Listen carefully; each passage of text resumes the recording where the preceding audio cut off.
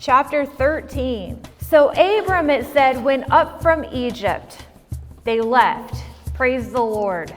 That's a good start. He and his wife and all that he had and they went to the Negev. Now Abram was very rich in livestock, in silver, and in gold. Question, how is he very rich? From Egypt, right? They showered him with money and servants and stuff and cattle, right? He's very rich. Which, by the way, spoiler for next week, Abraham probably thought he got off scot-free out of Egypt. He came out of Egypt, everybody's intact, and he has a bunch of money, right? Okay. And he, verse 3, journeyed on from the Negev as far as Bethel, which meant house of God. Good job. To the place where his tent had, mark this, been at the beginning. Don't you love that? We're going to talk about that. Been at the beginning. I have that underlined a lot. I can't even read it. Between Bethel, which was what again? And Ai, which was what? Ooh, gotcha. Ai was, anybody? Heap of ruins. Remember, we talked about how our sojourning is between the house of God and the heap of ruins. We're neither there nor in the world. We're like in the middle, right? So that's where he is, to the place where he had made an altar at the first. I love this. Abram then called upon the name of the Lord, something he did not do the entire time he lived in Egypt. Abram here is given a complete do-over. He leaves Egypt, and the Lord circles him back to the very first, back at the starting line, like he never made a mistake.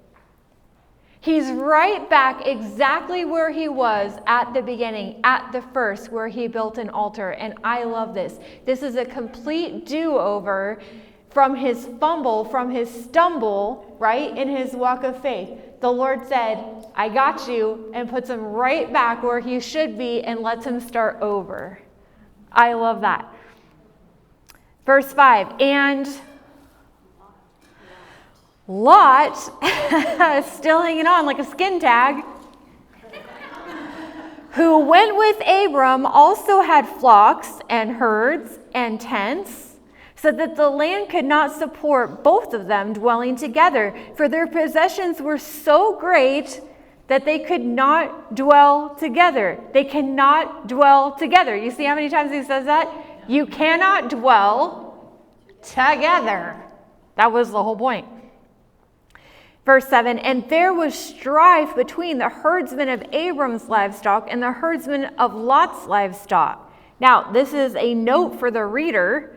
At the time, the Canaanites and the Perizzites and the flashlights were dwelling in the land, right? They're dwelling in the land. Okay, this is crazy. So everywhere Abram went, Lot went too. Right? He's hanging on. And there's strife between them. There's strife between Abram's crew and Lot's crew. Now, we're going to pause right there for a minute. And I want you to get your virtual Post-it note that we stick on our forehead sometimes. I have one for you. This needs to be at the forefront of your mind the entire study. And it's kind of a spoiler, but I'm going to give it to you ahead of time. Even though his story in Genesis is basically a big fat failure, right, Lot? At some point, we know from the New Testament that Lot's belief in the Lord was genuine. He had a saving. Can you even believe that? It is really hard to believe when you read his narrative in Genesis, but according to God, Lot belonged to him. Okay? 2 Peter chapter 2, verse 7 tells us that Lot's faith was counted to him as righteousness, just like Abraham and Noah and David and everyone else. Lot was saved. You know why they tell us that in the New Testament? Because we would not believe that unless if God said, I wrote it down. Because we'd be like, really? But he is saved. God's grace alone makes a person righteous, not his individual morals or deeds. God's grace makes you righteous, not anything that you do. It is faith by grace alone so that no one can boast, right? Jesus said very plainly in John chapter 7, there is one work. Do you know what the work is? Jesus said, there is one work. Believe. That's what he said. There's one work, belief. Here's a disclaimer that I want to throw out there. If somebody has a genuine saving faith in Jesus Christ, there is nothing they can do to outrun the grace of the Lord. Only the Lord knows the soul, if it's truly genuine or not. Only the Lord knows that. But the Lord told us that in Lot's case, he had a green light of righteousness, which means Lot belonged to the Lord. And as horrible as he was, grace still abounded because he believed in the Lord. So I want you to hold that thought because we're going to talk about it more. But that's the Post-it note you got to stick in the front of your face because that colors everything about this story. What we're not looking at is a heathen, is an atheist, is a lost soul. What we're looking at is a carnal believer, a really bad one. Okay? I mean, we can say that. I think that's okay. A really bad one, but that's what we're looking at, and that's important. So look at this. Look at verse 8. It says, Abram said to Lot, let there be no strife between you and me, and between your herdsmen and my herdsmen, for we are kinsmen, we're family, we're pals, we're bros. Is not the whole land before you?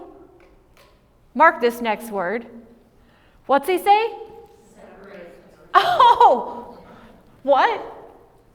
Separate. Oh, what a great idea. Separate yourself from me. Abe's like, I got a good idea. Sounds familiar, but that's okay. Separate. Go away. Separate yourself from me. If you take the left, I'll go right. If you go right, I'll go left, right? You just pick whatever you want. And Lot, verse 10, did what? Lifted up his eyes. Mark that. This is important. Lot lifted up his eyes and saw. What did he see?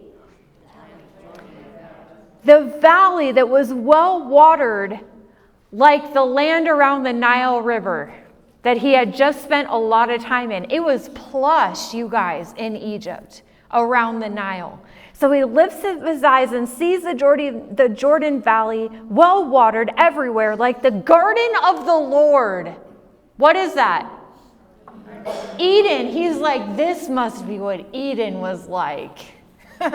No, but okay. What he's looking at is a very plush, beautiful land. Sodom and Gomorrah was beautiful by all accounts in ancient history. So what he's looking at is land that looks like the plush land around the Nile River, and it must rival the Garden of Eden. That's crazy. That's what he's looking at. So this, again, a little note for the reader, was before the Lord destroyed Sodom and Gomorrah, because it wasn't so pretty after that. So we as readers now have a context of what we're looking at, right? So verse 11, what? So Lot chose for himself. Mark that. Lot did what? Chose for himself the Jordan Valley, and Lot journeyed east. Thus they separated from each other, right? This is what he was supposed to do in the first place. Now, something to watch, and I'm gonna put the flags on the field. I think you guys had this in your homework. Was Lot's proximity to Sodom. He bounces closer and closer to Sodom. And here is one of the markers. Here's the first marker. Number one, he looked. He's looking at it from a distance, right? He looked, but he lifted up his eyes and saw, right? Lot chose Sodom for himself. He had the pick of anything, and that's what he picked. Lot chose for himself what looked good. Right? That's what he picked. Lot chose physical comfort over spiritual conformity. He left the land of promise. He stepped out of bounds. Sodom was not in bounds. So he picked physical comfort over this rocky desert that we've been walking around in, right? The world he picked over the promised land. He picked wickedness over righteousness in his choice of Sodom, of where he was going to live. Look at verse 12. Abram then settled in the land of Canaan, while Lot settled among the cities of the valley and moved his tent as far as Sodom. Now the men of Sodom were, what are they? And great sinners against the Lord. This sounds a lot like the adjectives the Lord used in Noah's day, doesn't it? Not quite as strong, but he wants us to know that Sodom is wicked. Very wicked. Sodom was a good place to raise cows, not kids. It was the Vegas of the day. It was physical comfort, it was bling bling, it was fun, it was plush. It is not anywhere you would raise a family, not one that belonged to Jehovah. He literally did pick the land for his cattle, not his children. And he chose it. Now, this is where the next marker is on Lot bouncing. I veggie-tail everything, okay? So here he is, and then boink, boink, boink, because they don't have any arms or legs. Never mind. When I study, all kinds of things come to my mind, you guys. I'm like, boink, boink, boink. So he looked at Sodom, and then it was boink, boink, boink. To number two, he pitched. He pitched his tent, right? He settled and moved his tent as far as Sodom, right? So he was looking at it, and then he pitched his tent on the outskirts of the city, just right up to the edge of the city. And this is when the Lord then repeated the promise of the covenant to Abram. Look at verse 14. It says that the Lord said to Abram, after Lot had separated from him, lift up your eyes and look from the place where you are northward, southward, eastward, westward. For all the land that you see I will give to you and to your, or Zerah forever. I will make your, as the dust of the earth, so that if one could count the dust of the earth, your offspring also can be counted. So arise, Abram, walk. I love this. I have this underlined a lot too. Walk through the length and the breadth of the land, for I will give it to you. What is the Lord saying? This land is the promised land, Abram. Go get it. Go get it. So Abram moved his tent and came and settled by the oaks of Mamre, which are at Hebron, and there he built another altar to the Lord. Rise and walk, Abram. This land is yours. So he gives Abram a do-over, and then he reestablishes the covenant, right? Abram is on track now. We're back in business. Chapter 14, we're going to summarize. There was war. Right? You guys read this? There was war, a coalition of pagan kings. And it was 4 against 5. Right? There was 5 that gathered together against the 4, and they went to war. They went head to head. Well, Sodom and Gomorrah were defeated. They were in the group that didn't win. So all of the citizens of Sodom, everybody, was taken captive by the other coalition of the pagan kings, right? Look at verse 12, chapter 14, verse 12. They also took Lot. He was swept up in it, the son of Abram's brother, who was, what's he doing? Dwelling in Sodom and his possessions, and went their way. Question, where is Lot now? Where was he before? Yeah, Lot's proximity to Sodom, number 3, is that he dwelled. He is now a resident. That's how he was swept up in the war, because he belonged to the city. Boing, boing, boing. That's right. Lot gets swept up in this invasion. So Abram leads a small army against these captor kings and rescues Lot. That's crazy. Abram was a man of war. And he rescues Lot. The enemy ransacked Lot's possessions, but had no hold on him. Lot got everything taken away from him, but the enemy had no hold on Lot. Why not?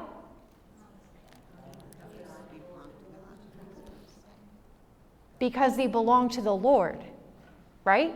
He belonged to the Lord. Even though he's not following the Lord, Lot belonged to the Lord. So the enemy had 0 hold on Lot. The Lord knows how to save the righteous from the ungodly. He knows how to do it.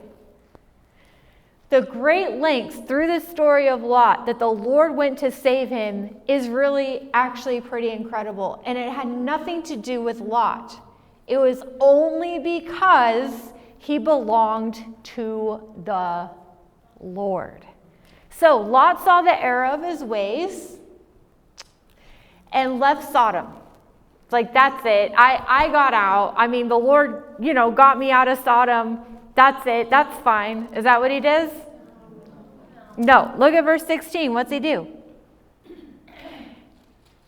He brought back all the possessions and also brought back his kinsman Lot with his possessions. And the next time we see him, he's back in Sodom. Can you imagine the conversation? Uncle Abe leads this war against these very strong pagan kings, rescues Lot, and Lot says, "Thank you, Uncle Abe. Thank you for rescuing me. I'm going to go back now."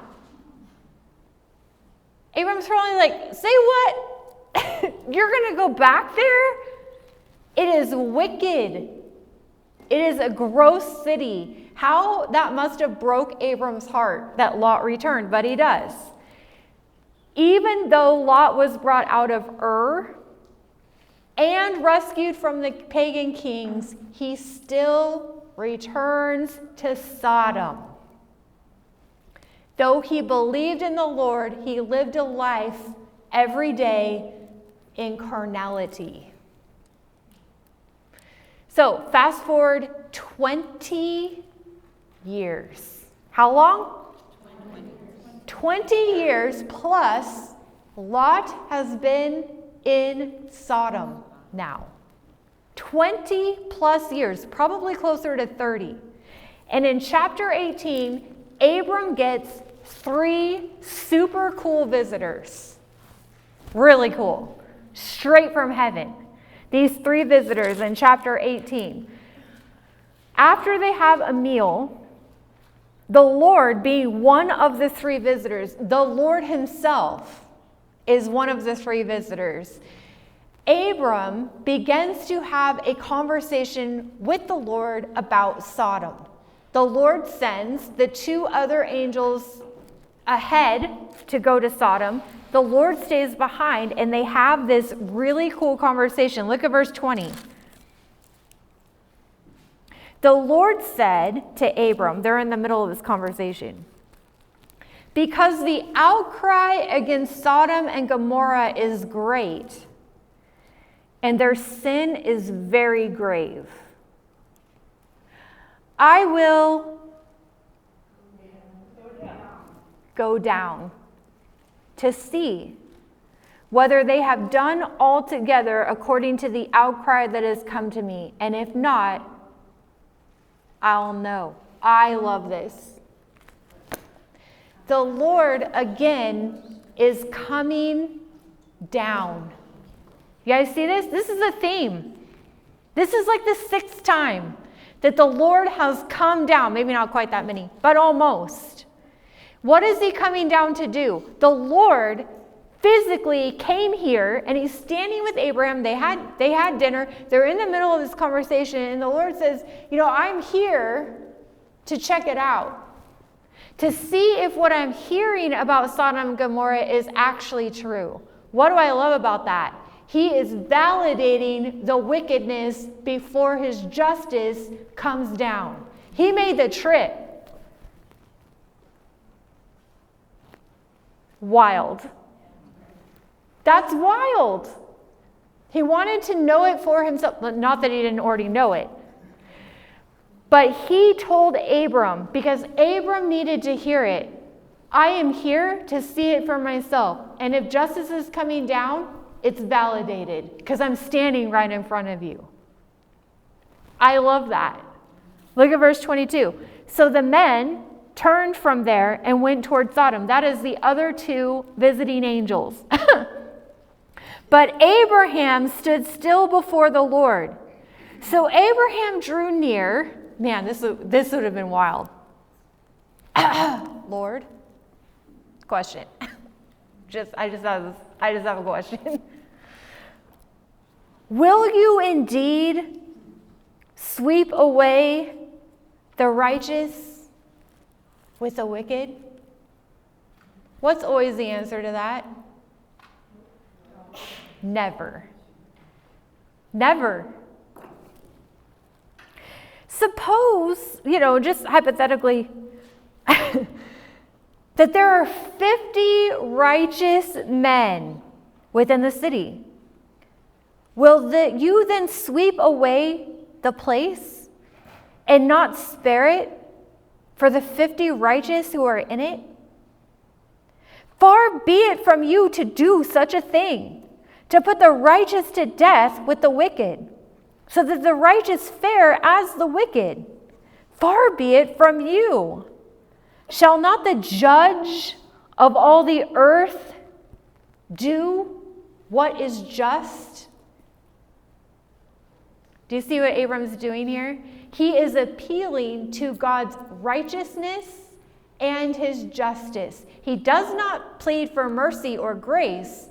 He's asking the Lord to be right and just. Will you sweep away the righteous with the wicked? The answer is never. No. So he starts with 50. He starts high. Abram begins a negotiation which really is interceding on behalf of the righteous who may be in the city, right? That's what he's doing. Would you do it for 50? Can I get a 45? 40, 45, 35, what is that? 50, 30, 30, 25, 25, down to 10. Down to 10, and then Abram doesn't have any oxygen left, so he's like, okay, that's probably good. 10. He negotiates down to 10. Abram, somewhere, thought 10 would do it. Yeah. Well, Lot, his wife, and $2 is already 4. Right? 4 count. 10, there's got to be. Lot has been there for almost 30 years. There's got to be more people in Sodom who would know about the Lord by now. So the city was beyond redemption. The Lord knew that. And the disease of them had plagued the land. Their time, their cup of wrath was full. Remember, the Lord is patient against the wickedness. But when that cup is full, he is also just. But we've seen that already, haven't we? We're only a couple chapters into the Bible, and the Lord is faithful in his character. He does not just have a grumpy day and annihilate people, as people think the Old Testament God does. I don't know what Bible they're reading. God has been, tell me if this is not true, exceedingly gracious at every turn. And here he is. He made the trip to earth to stand before Abram and say, I will check this out with you. Let's validate this together. But the wrath of judgment is coming down on Sodom, and he allows Abram to intercede until Abram gives up. It's grace is what it is. Judgment was coming down on Sodom. God's justice and righteousness demands that, or he is not right or just. Right? So Abraham starts negotiating and interceding. Will you sweep away the righteous with the wicked? That is his opening question. Even for the sake of 10? The Lord said, I will not for the sake of 10. Sodom and Gomorrah could have still been standing according to the negotiations with Abraham and the Lord if there were 10 people who followed the Lord. 10 in 2 major cities. That is how diseased and deprived they were. This is the flood in a more concentrated scale, right? They are done. They're doomed. It's over. Lot had no impact on the world for the Lord. None. He belonged to the Lord. We've already established that. That Post-it note on our forehead is really hard to believe, but he belonged to the Lord. But he had no impact on his world, on his circle, on his friends whatsoever. He did not talk about Jehovah. So even so, as carnal as he was, Lot belonged to the Lord. So the Lord's plan then, and why he dispatched the Navy SEALs into Sodom, was to get him out. That was the plan. The plan was never really, we will preserve Sodom and Gomorrah. The Lord, in his pre-knowledge, knew that Sodom was going down. That is why the Navy SEALs are already headed to the city. Right? You guys tracking this? It's crazy. The Lord's plan was to snatch Lot out of judgment, because indeed the Lord does not sweep up the righteous with the wicked. No, he doesn't.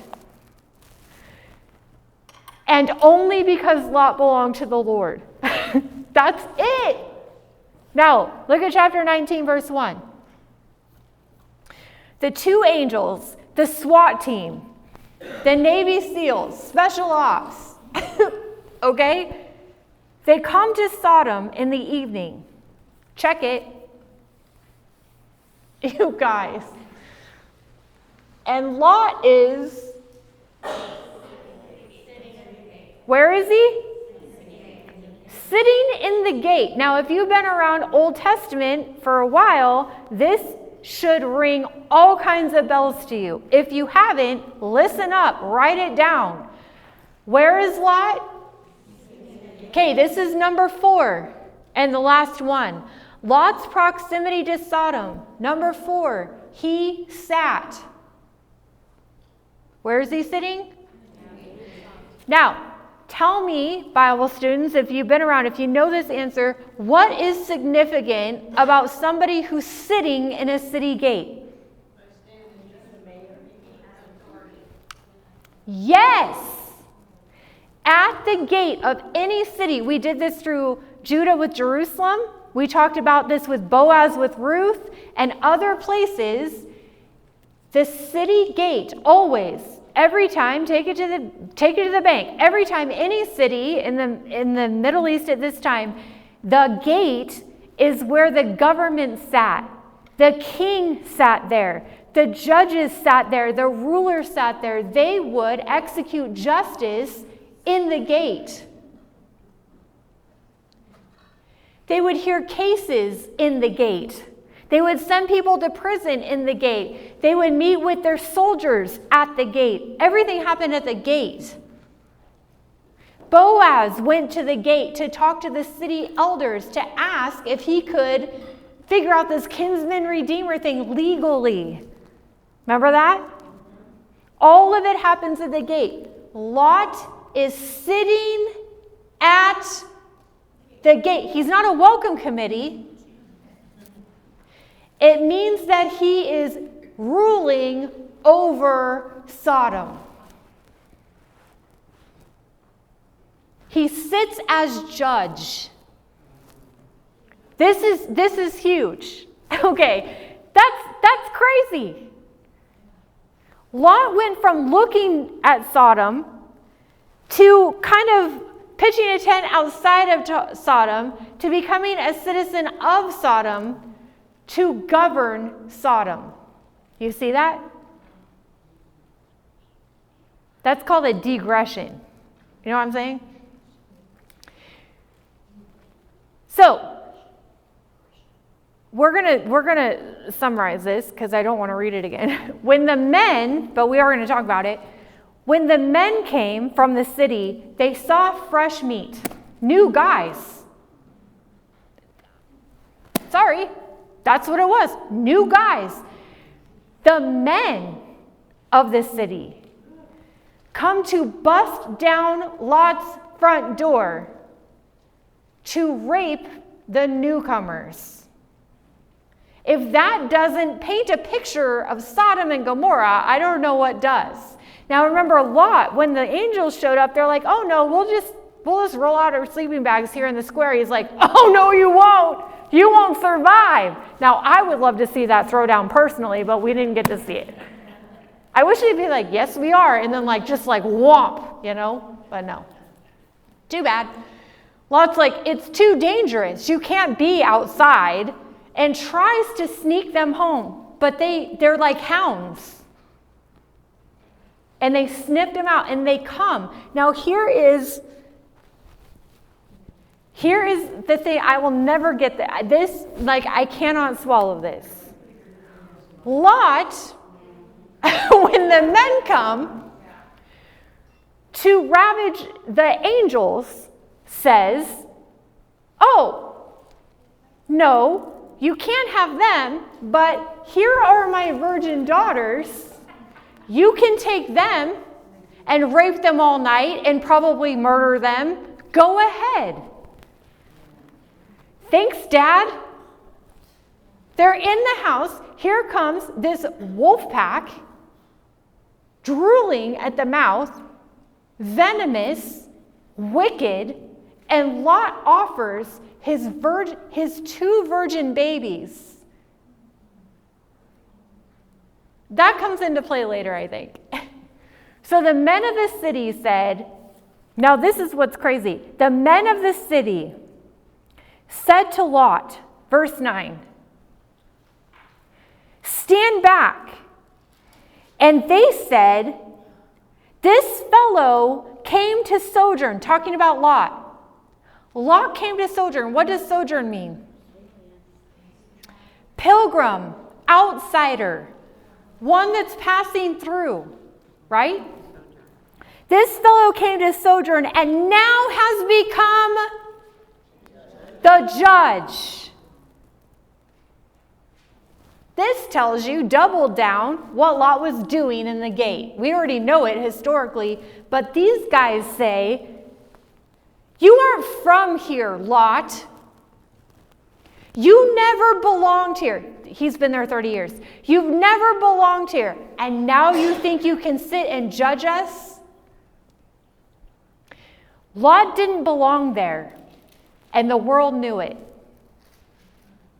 The world knew that Lot belonged to a different kingdom. He never fit in. And it made them angry. Charles Spurgeon said this, those believers who conform to the world must expect to suffer for it. Believers who conform to the world should expect to suffer for it. Now, look at verse 12.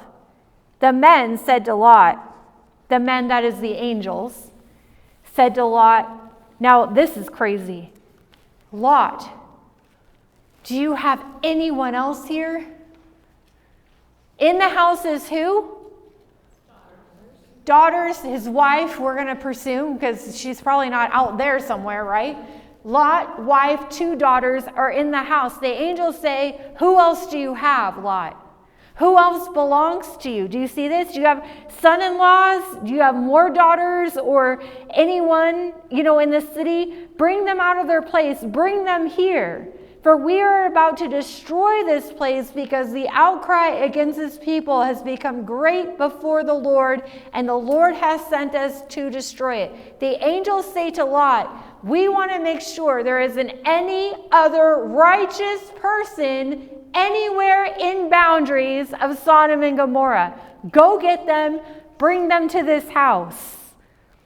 Anybody, Lot, who belongs to the Lord, who has been listening to you for the last 3 decades. The people that you shared your faith with, Lot, the people that you influenced, go get them. Bring them here, which were none. 0. The only people half attached to Lot were his daughter's fiancés. Right? They're engaged. If Lot had used his affluence and his influence for the kingdom, been a light, as we're called to do, a lamppost at least in the city of Sodom, and even added a few more, 6, Sodom and Gomorrah would have never been destroyed, per the agreement between Abraham and the Lord. Wild. But there was not one other person to call to safety. Nobody. No one else who belonged to the Lord. Now, look at verse 14. So Lot went out. He sneaks out. He goes to his sons-in-law's house, who were to marry his daughters. They're not married yet. They're engaged. Up. Get out of this place, for the Lord is about to destroy this city. But he seemed to his future sons to be jesting. This is so telling. You're joking, right, Dad? This is a joke, right? God who? We've never heard you say his name before. This is a joke. We're on candid camera, right? It's a joke. Not even his future sons believed a word that he said. It was a joke. He was a joke. The language of the kingdom that actually belonged to him was foreign on his tongue, and nobody had ever heard him speak a word of who the Lord was, not even his future sons. They thought he was joking. This is crazy. Verse 15. As morning dawned, the angels turned to Lot and said, "Okay, up with your wife and your 2 daughters who are here, lest you be swept away in the punishment of this city." It's time to go, right? This is it. This is it. We're done. Nobody else is coming. Let's go. But he's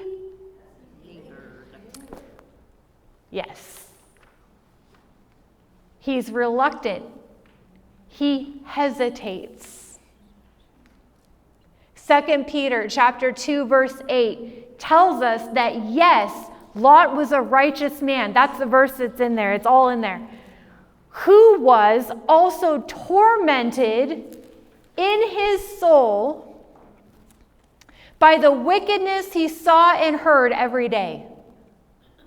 Every day that Lot got up and ate his Wheaties and went to work to judge the town, it tormented his soul. He knew he was in the wrong place. He knew it because he belonged to the Lord. And he's sitting in hell. He doesn't belong there. They know it. He knows it. He's completely tormented by what is going on. Too much of the Lord to enjoy the world, and too much of the world to enjoy the Lord. He is stuck in a compromised mud puddle. He doesn't belong anywhere. He's not doing either one. He is a fence rider if there was ever a fence rider, at best.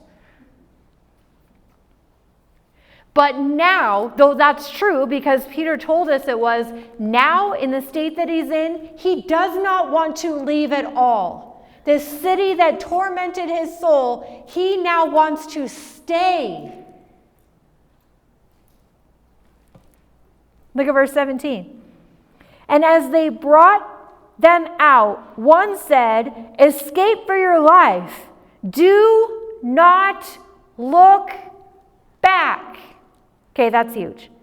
"Anywhere in the valley, escape to the hills, lest you be swept away."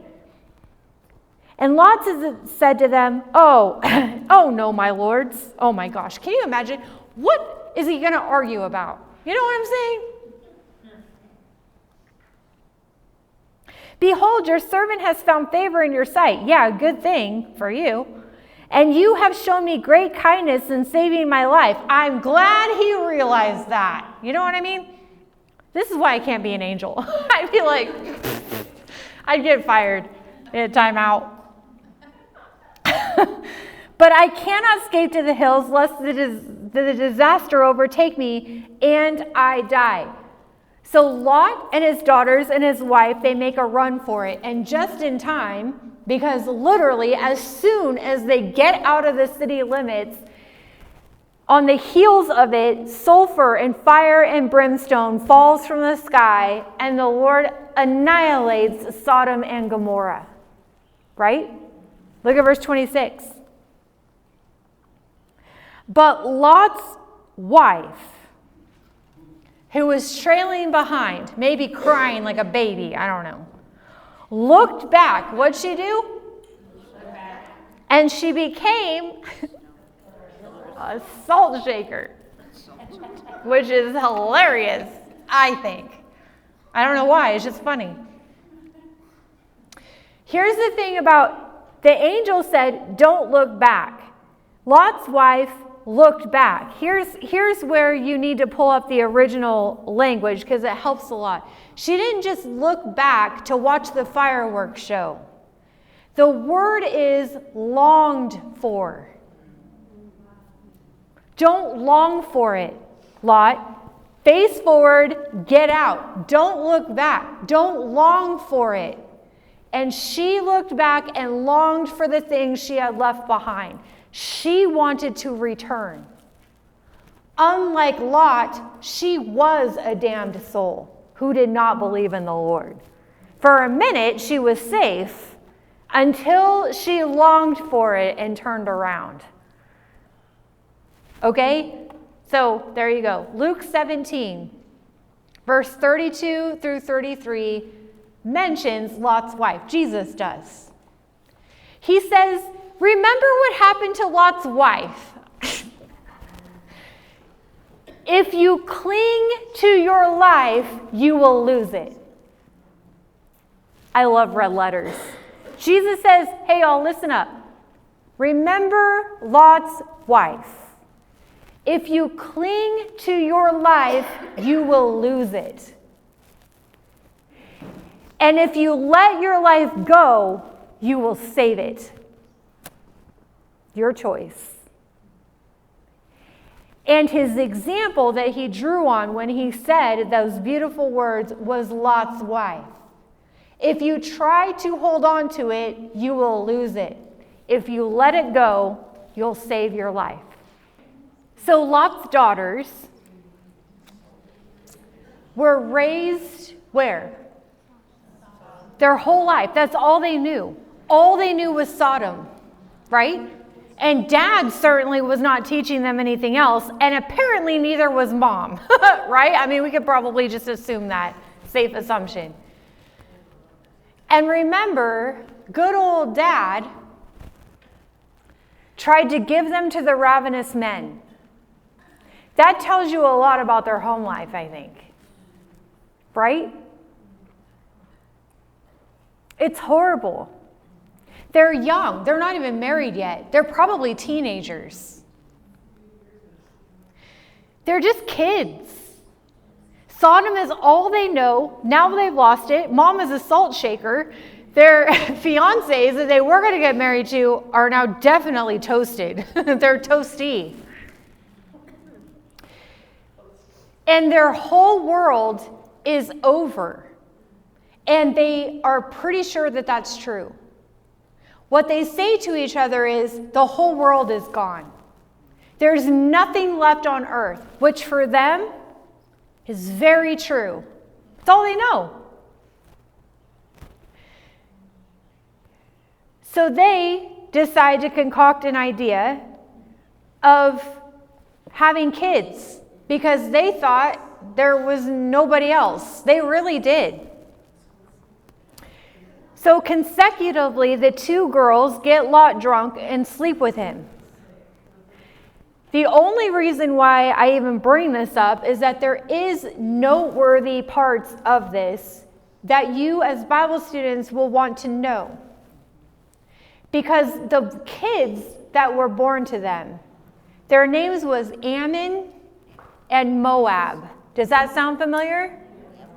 The Ammonites and the Moabites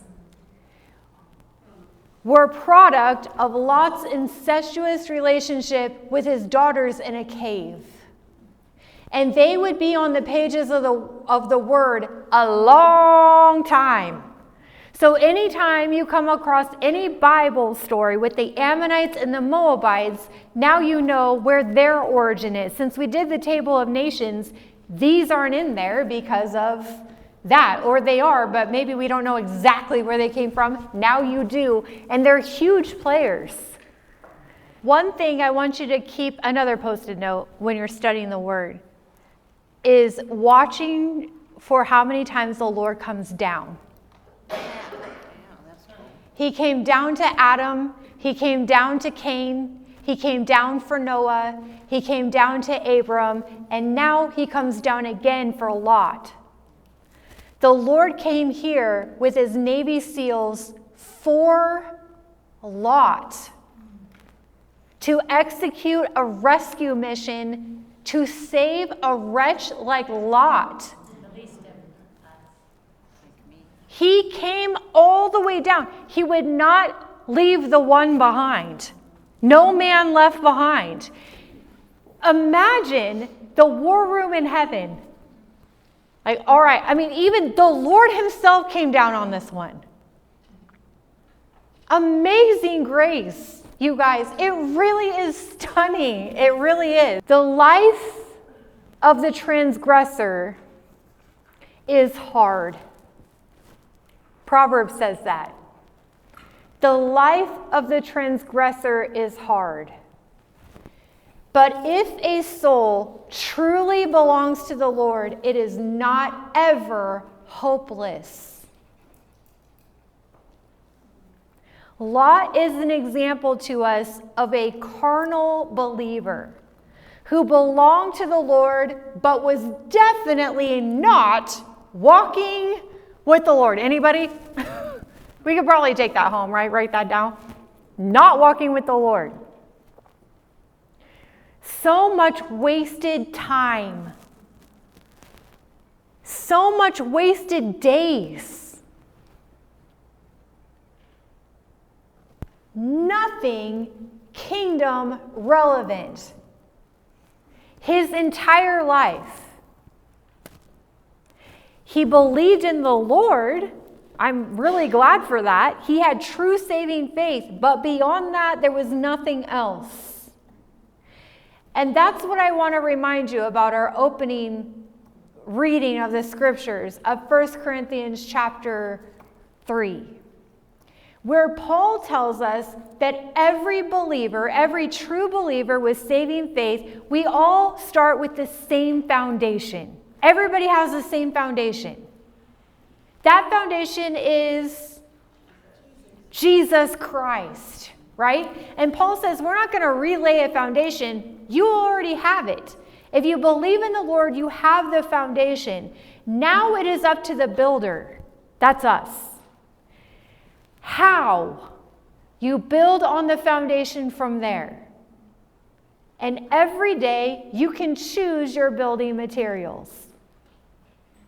Gold, silver, precious stones, those are choices. Wood, hay, stubble. Right? We're all building on our foundation. The question is, what building materials are we using? Gold, silver, precious stones. These are things that are kingdom. Things that last. Wood, hay, and stubble are things we do in our flesh when we're fleshing out. Spirit versus flesh. It always is. That's the thing. With believers, that's it. We all have the same foundation. It is based on what you do for the Lord or what you do in the flesh, on how you're building on your foundation every day. And every day when we wake up, we get to choose our building materials. Are we going to choose to use this day for the kingdom and build up on my foundation with things that last, gold, silver, precious stones? Or am I going to completely flesh out, do nothing for the Lord at all, forget he was even around, and wood, hay, stubble? Lot had an entire life of wood, hay, and stubble. Saved, he had a foundation. But what he was building on was temporal. 1 Corinthians chapter 3, verse 15. Actually, let's back up to 14. It says, if the work that anyone has built on the foundation survives, he will receive a reward. Now remember, this is very important. The context of 1 Corinthians 3 are all believers, correct?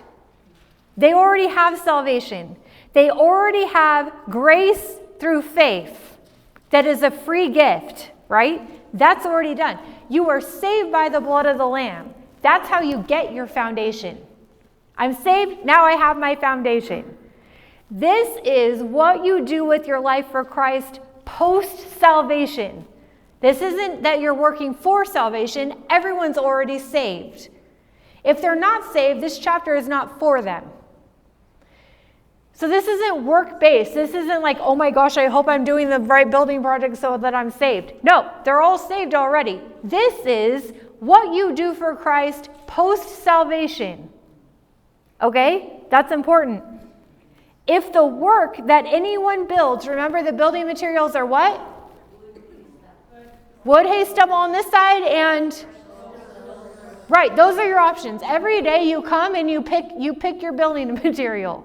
Okay? And every day you're building on it. Sorry, you are. Every day. It's not an option, you are. Every day you're laying bricks and you get to choose what your material is.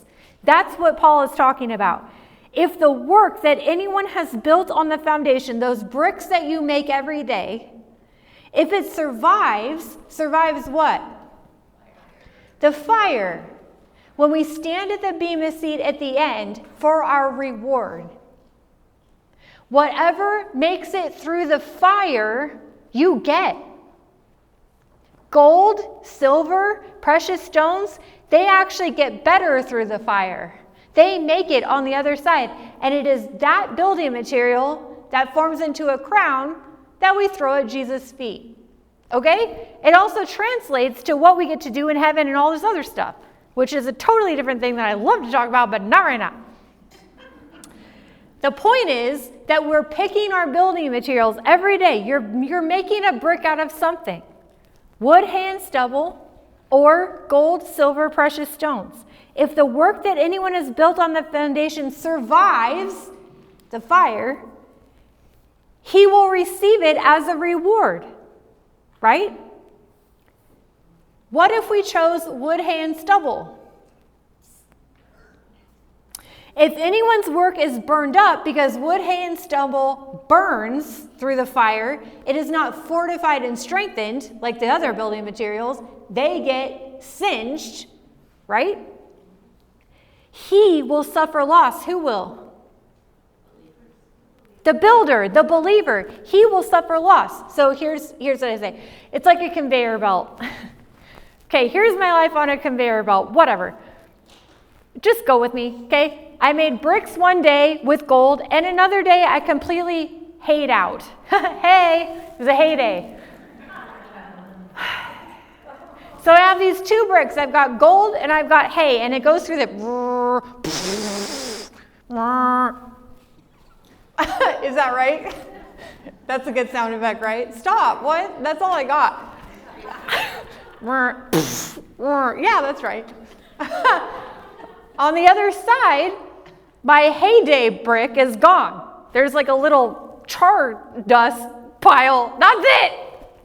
But my gold brick is there, and it's awesome, right? That's what he's saying. I'm already in heaven. I'm already there, right? I'm saved. I have my foundation of Jesus. I'm already there. Everyone is already there. That's not what we're talking about. It's not like, oh my gosh, I hope I get to go to heaven. No, you're already there.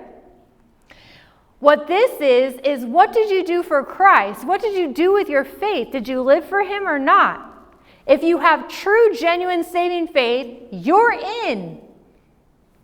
But what did you do for the Lord? So at the end of it, I have one brick that is a pile of ash and one brick that's gold. And I go, yes, 50-50.